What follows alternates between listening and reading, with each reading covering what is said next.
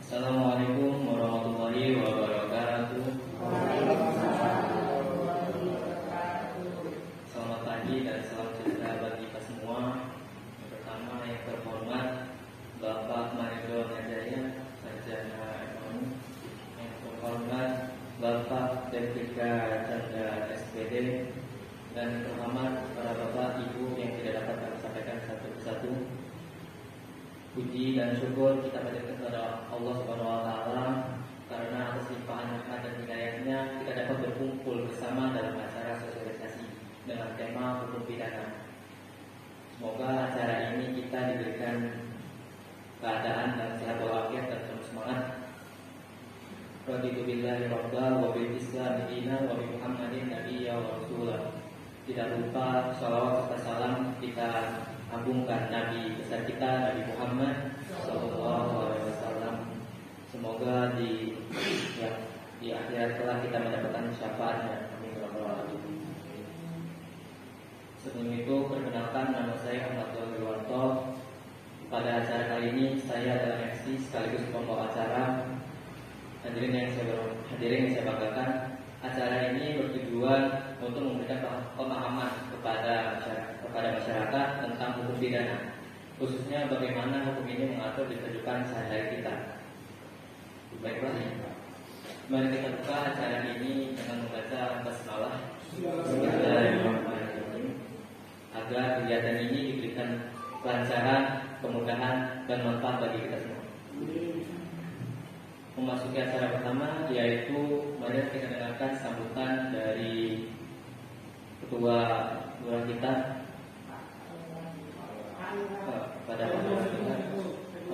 pada Sekum kita Bapak Devika Chandra SPD. Kepada beliau kami persilakan. Assalamualaikum warahmatullahi wabarakatuh. Kabul. Selamat pagi dan salam sejahtera untuk kita semua. Yang terhormat Bapak Lurah Tri Basuki, Bapak dari Sarjana Ekonomi, yang saya hormati Ibu Kasih Pembangunan Budaya dari Sarjana Ekonomi, yang saya hormati seluruh staf Kelurahan Tri Basuki yang hadir pada hari ini. Alhamdulillahirobbilalamin, wassalamualaikum warahmatullahi wabarakatuh. Puji syukur kepada Allah Subhanahu wa taala pagi ini atas limpahan semua nikmatnya sehingga kita semua bisa hadir di aula Tuhan kita dalam rangka sosialisasi hukum pidana mahasiswa Unko semester 2. Salawat dan salam semoga selalu tercurahkan dalam junjungan kita Nabi Muhammad SAW.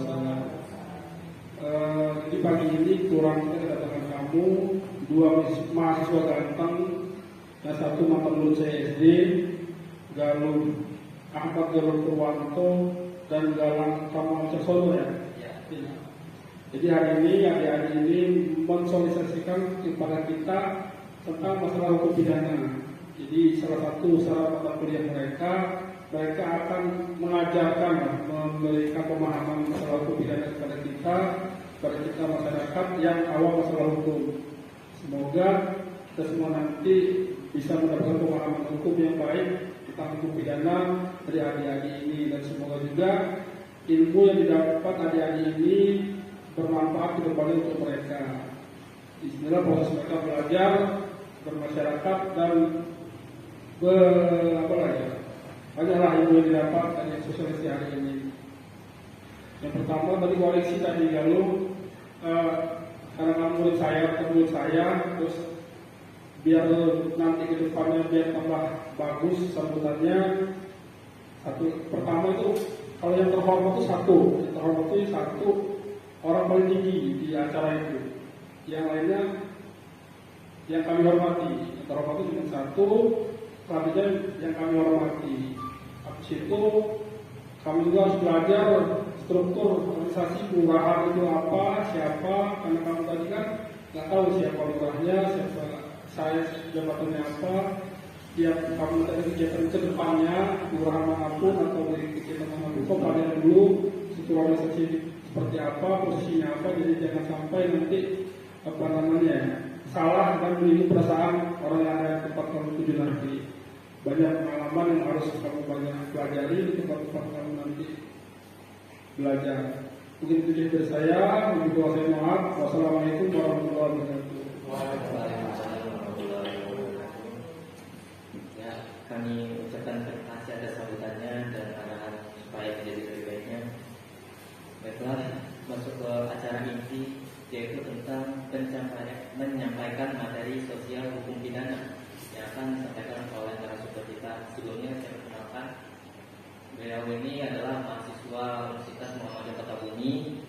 Dia itu semester 2 dan jurusan hukum. Kepada yaitu Mas Galang Utama Wicaksono, kepada Mas Galang kami persilakan untuk menyampaikan materi sosial pada hari ini.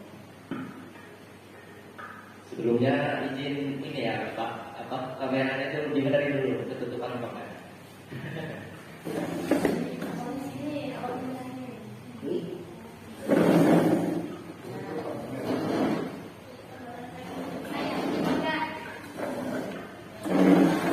Kelihatan.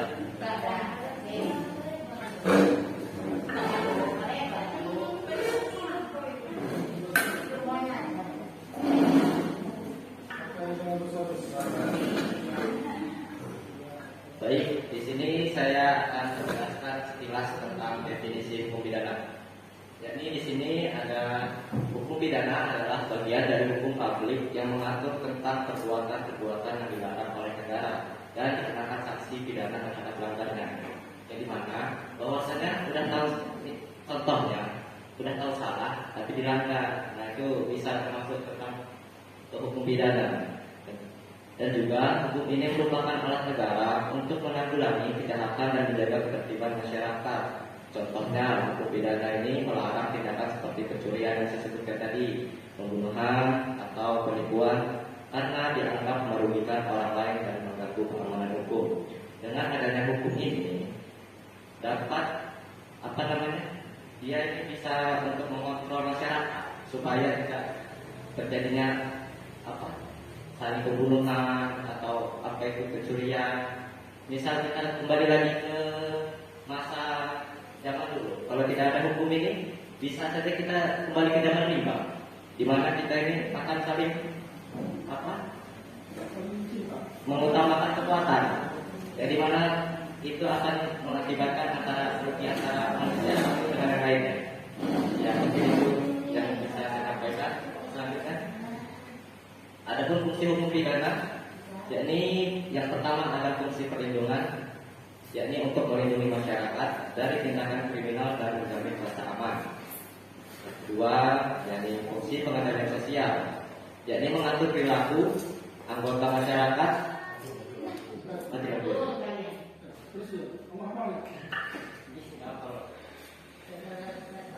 Yang ketiga, yakni fungsi edukasi, memberikan pendidikan kepada masyarakat agar mengetahui perbuatan yang dilarang dan akibatnya. Yang keempat, yakni fungsi retribusi, memberikan balasan yang seimbang kepada pelaku atas perbuatan melalui hukuman yang setimpal. Selanjutnya, baik, di sini saya akan menjelaskan tentang sumber hukum pidana. Yang pertama yakni KUHP, Kitab Undang-Undang Hukum Pidana, merupakan sumber utama hukum pidana di Indonesia yang mengatur berbagai jenis tindak pidana. Yang dimana KUHP ini untuk dia ini menangani masalah-masalah kecil seperti pencurian atau kekerasan. Ini kalau mau menanganinya sumbernya dari KUHP. Yang kedua yakni jurisprudensi, keputusan hakim sebelumnya yang dijadikan acuan dalam perkara sejenis. Yang ketiga, doktrin, pendapat para ahli hukum yang menjadi rujukan dalam memahami dan menerapkan hukum pidana. Yang keempat, yakni undang-undang khusus, misalnya undang-undang narkotika, undang-undang ITE, informasi dan transaksi elektronik, undang-undang perlindungan anak dan sebagainya. Ini termasuk kasus kejahatan yang bisa dibilang berat. Dia sumbernya harus sumber hukumnya harus dicari dalam undang-undang khusus. Gak bisa dia kalau nyari di KUHP kan, karena kalau KUHP ini dia buat yang penanganan kasus-kasus kecil yang umum lah. Kalau yang ini kan berat ya. Jadi menggunakan sumber hukumnya menggunakan undang-undang khusus. Selanjutnya, jenis-jenis hukum pidana. Baik, di sini saya akan membacakan ada dua ya, hukum pidana material dan hukum pidana formil. Di sini saya akan jelaskan yang pertama, hukum pidana material, mengatur perbuatan apa saja yang merupakan tindak pidana dan jenis hukuman yang dapat dikenakan. Simpelnya, hukum pidana material ini mengatur tentang apa yang dilanggar dan apa sanksinya. Sifatnya ini substantif, dia berisikan aturan-aturan pokok. Simpelnya gitu. Yang kedua, hukum pidana formil, yakni mengatur prosedur atau tata cara dalam proses penegakan hukum. Simpelnya, hukum pidana formil ini dia ini menegakkan proses hukumnya. Dia ini sifatnya formal. Jadi dia ini yang menyelidiki, menuntut dan di persidangannya. Jadi begitu. Selanjutnya,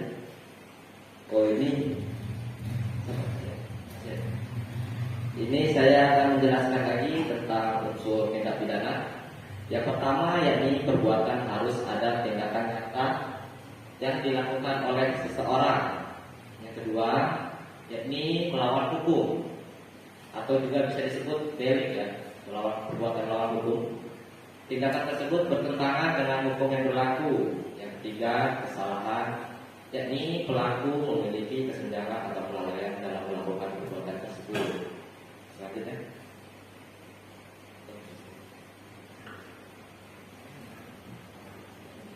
baik, ini contoh kasusnya saya kembalikan untuk moderator untuk yang menjelaskan, mungkin agak lebih paham ya. Dipersilakan. Ya, sebelum saya menjelaskan tentang contoh kasus ini, saya ucapkan terima kasih kepada narasumber kita yang telah menyampaikan materinya. Walaupun masih sedikit gugup atau bingung dengan materinya, sekali lagi mohon maaf. Ya. Mohon izin ya Bapak Ibu. Ya, saya ingin menjelaskan tentang contoh kasus.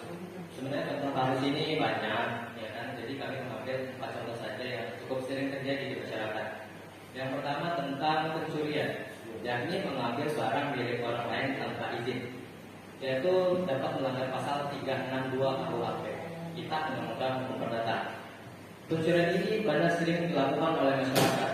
Kemungkinan besar hampir tiap hari ada pencurian di mana-mana, dan yang mengatasinya adalah baik itu polisi, TNI atau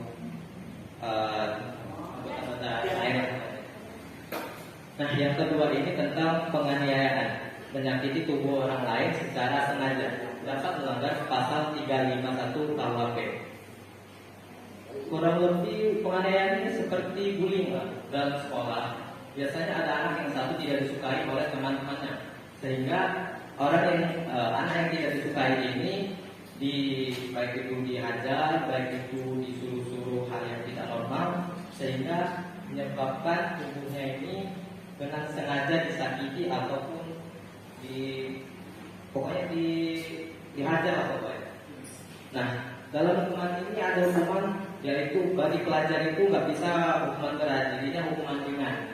Kalau untuk penganiayaan ini kurang lebih hanya kisaran 1 minggu sampai sebulan, diberikan edukasi supaya tidak terjadinya penganiayaan lagi seperti bulan tersebut. Sebelumnya tentang pencurian saya belum ngomong tentang hukumnya. Hukum pencurian ini biasanya dua, tentang dalam hukum Islam sama hukum negara. Hukum Islam itu biasanya pencurian sekali akan dipotong tangannya, tangan kanan. Mencuri dua kali dipotong kaki kiri, jadi tangan kanan, kaki kiri.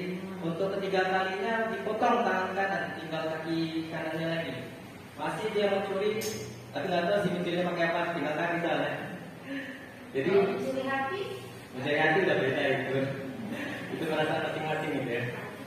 Jadi kalau kita mencuri 4 kali, mungkin dibantu orang lain itu tetap dia kena hukuman potong kaki.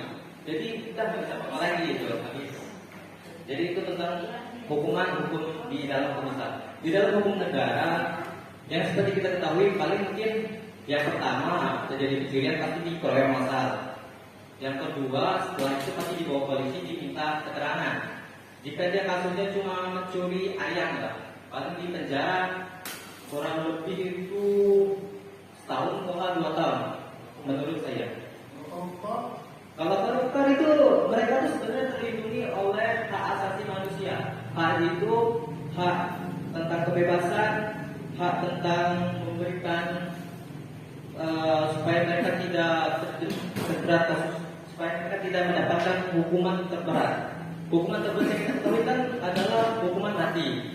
Karena adanya hak asasi, jadi mereka tidak bisa dihukum mati. Mereka mungkin hanya bisa perampasan aset, dimiskinkan asetnya sampai terberat jabatannya diturunkan. Tapi kalau jabatannya diturunkan, kasihan kalau keluarga mereka itu nggak ada pekerjaan, terus yang korupsi di penjara jadi bingung sendiri. Makanya paling orang yang korupsi itu paling hanya kena hukuman penjara 6 sampai 12 tahun. Kurang lebih seperti itu. Nah, yang ketiga tentang penipuan, yaitu menggelabui orang lain untuk mendapatkan keuntungan. Dia terjerat dalam pasal 37 KUHP. Ya, seperti kita ketahui penipuan ini juga banyak sering terjadi ya. Kurang lebih di media sosial, di secara kehidupan nyata itu paling penipuan apa ya kurang lebih ya. Pokoknya itu ya. Yang saya ingin bahas itu tentang di secara elektronik. Sehingga kita punya bank itu harus lebih waspada supaya tidak banyak orang yang modus tentang apa yang disampaikan. Jadi kita harus lebih hati-hati tentang apa yang disampaikan itu. Jangan sampai kita bisa-bisanya ngasih data pribadi kita kepada penipu itu. Ini sangat bahaya ya. Semuanya bisa diretas, bisa diambil, bisa dimanipulasi data-data kita. Dan dalam hukumannya ini biasanya sulit untuk ditangkap karena penipu ini mudah menyembunyikan diri, kayak alamat mereka disembunyiin, data mereka diprivasiin, jadi susah untuk menemukannya. Jadi dia masuk ke hukuman, kalau nggak salah hukuman sedang. Kurang lebih itu semuanya tetap perampasan aset supaya dia tidak melakukan penipuan, dan hukuman penjara itu kurang lebih 6 tahun lebih. Dan yang keempat tentang narkotika atau kepemilikan atau penyalahgunaan narkoba, yaitu langsung masuk diatur dalam Undang-Undang Nomor 35 Tahun 2009. Jadi bukan termasuk KUHP ya, yaitu termasuk ke dalam undang-undang khusus. Kalau KUHP itu ya seperti tadi pencurian, penganiayaan, penipuan. Narkotika ini sebenarnya kalau pelaku itu bisa jadi korban, pemakai sekaligus ya pengedar, dia bisa gitu. Jadi setiap pemakai sama pengedar itu beda-beda hukumannya. Setahu saya kalau narkotika sebagai pecandu aja bukan pengedar, itu kena penjara itu kurang lebih 2 tahun lebih. Setahu saya itu. Kalau yang pengedar juga kurang tahu mungkin 5 sampai 6 tahun lebih ya penjaranya. Kurang lebih seperti itu.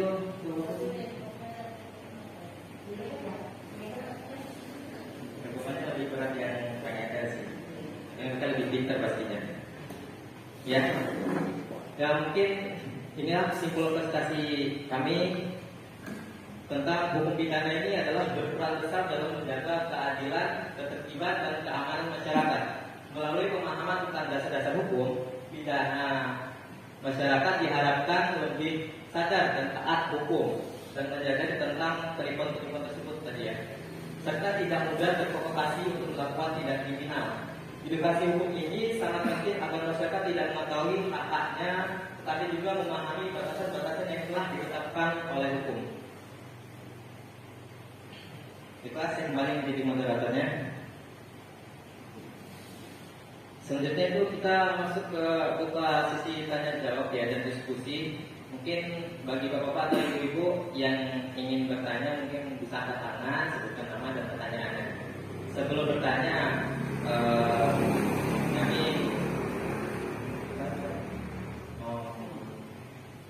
buat pertanyaan itu nggak terlalu sulit soalnya kami juga pun masih belajar, masih belum terlalu paham lah. Jadi ya silakan yang bertanya, mengatakan nanti dijawab oleh Mas. Saya dulu deh. ibaratnya ya. Jadi adik galau dan adik galang kami di kelurahan ini kan, kalau saya jawab belajar lagi, saya cuma ya, apa ya, bukan tes ya, biar kalian tahu juga. Kami keluarga ini kami hadapi kadang-kadang masalah apa namanya, masalah rumah tangga, kebutuhan rumah tangga, habis itu konflik perseteruan masyarakat seperti penganiayaan itu masuk ke pidana yang mana? Terus itu apakah proses apa namanya yang terlibat hukum seperti ini yang langsung pidana ataukah seperti apa? Kamu? Ya. Ya, ini kan kalau kelurahan ini kan masalah yang dihadapi kan biasanya apa namanya masalah rumah tangga, penganiayaan, habis itu masalah masyarakat lah, pencurian yang ringan itu maksudnya ke pidana yang mana dan apakah langsung bisa dipidana atau seperti apa? Ya, mana? Ya, yang mana apa?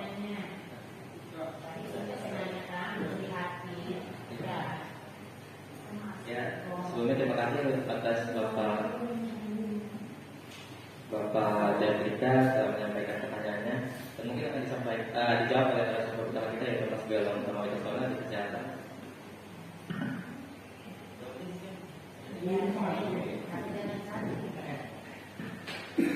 Baik, di sini saya akan menjawab dari Bapak Jafrika. Mohon maaf ya jika jawabannya ini kurang ini karena kami masih tolong. Tadi kan pertanyaannya apa? Masalah rumah tangga ini misalnya ada masalah rumah tangga larinya dibawa ke hukum kemana gitu kan? Terus sama yang masyarakat itu yang kayak pencurian, kekerasan gitu kan? Dibawanya lari kemana? Baik, di sini saya akan menjawab yang tentang pencurian dulu ya, yang masyarakat itu. Kalau menurut saya apa? Yang tentang kekerasan, pencurian itu bisa larinya ke tentang hukum pidana. Yaitu apa masalahnya itu kita harus cari dulu unsur-unsurnya apa aja.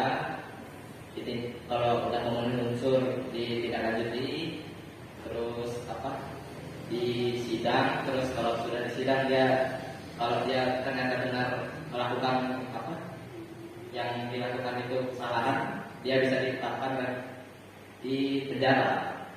Ya jadinya larinya ke hukum pidana. Kalau yang tentang masyarakat itu, kalau yang kayak rumah tangga itu dia bisa aja kayak personal gitu kan ya.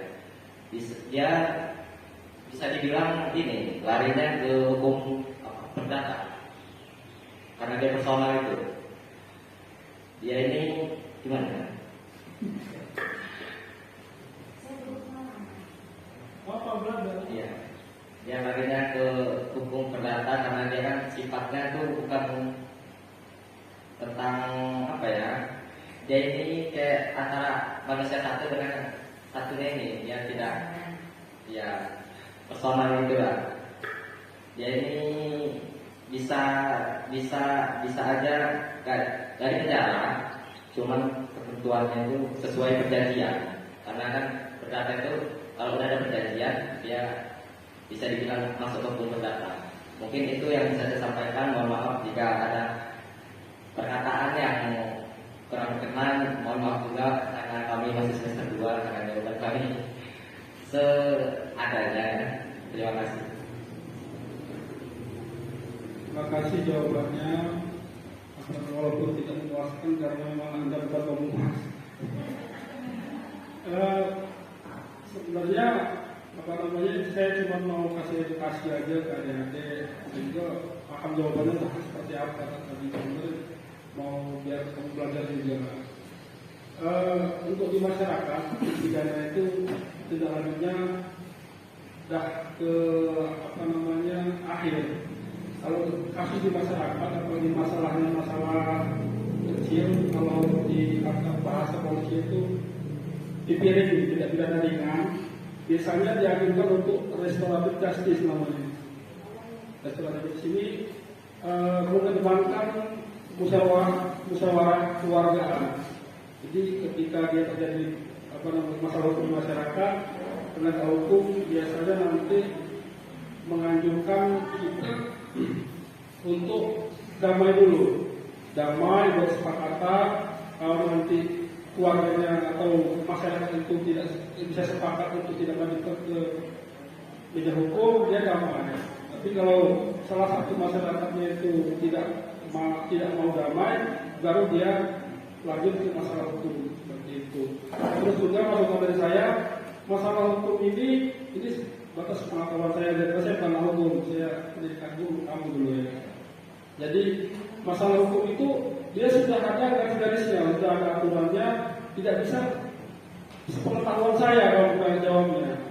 Kamu harus tahu dasarnya dulu apa. Saya kamu tadi ngomongin masalah narkoba. Setahu saya nggak bisa itu. Kamu harus ada dasar dulu, ada ilmunya. Menurut pasal sekian, hukumannya sekian. Pemakai hukumannya sekian. Menurut pasal sekian, hukumannya berapa tahun. Untuk pemakai dan pengguna. Pemakai dan pengedar itu beda hukumannya. Terus itu masalah perdata tadi. Sepengetahuan saya, perdata itu kita berkonflik hukum masalah surat menyurat. Kalau dia masih tetap kekerasan, pencurian atau kekerasan itu kita pidana dalam perdatanya.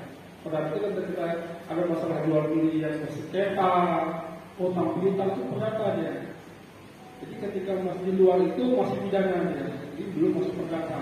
Maksud saya uang ini karena masih semester 2, masih belajar. Saya juga belajarnya di pengalaman, bukan di sekolah juga.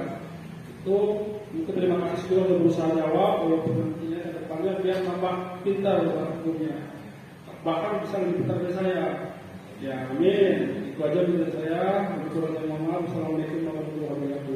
Ini siapa ini? Anggotanya juga. Ngomong.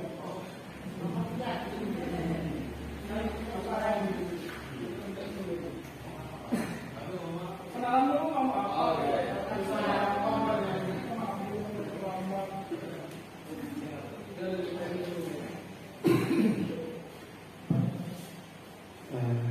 Assalamualaikum warahmatullahi wabarakatuh. Sebelumnya mohon maaf Bapak Ibu sedikit telat karena ada miskomunikasi sedikit. Jadi sebelum itu perkenalkan, nama saya Ahmad Habibi, kuliah di Universitas Muhammadiyah Kertawumi, menempuh semester 2 jurusan hukum, tempat tinggal di Siwasuci. Iya, bagian sini. Belum.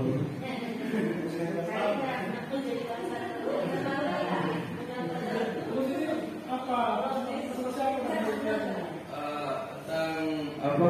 Pengertian hukum pidana. Penjelasan hukum pidana. Apa yang kami jelas apa? Biar apa ya, setiap masyarakat itu bisa menaati peraturan hukum yang ada di negara kita.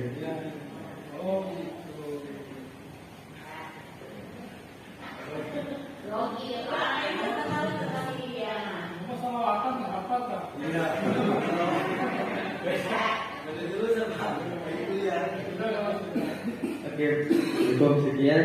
Terima kasih banyak atas waktunya. Terima kasih. Wassalamualaikum warahmatullahi wabarakatuh.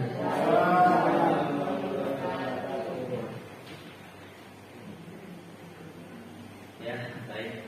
Terima kasih kepada Bapak Tika tadi, dan terima kasih juga kepada anggota kami Ahmad Habibi telah mengenal diri dengan baik.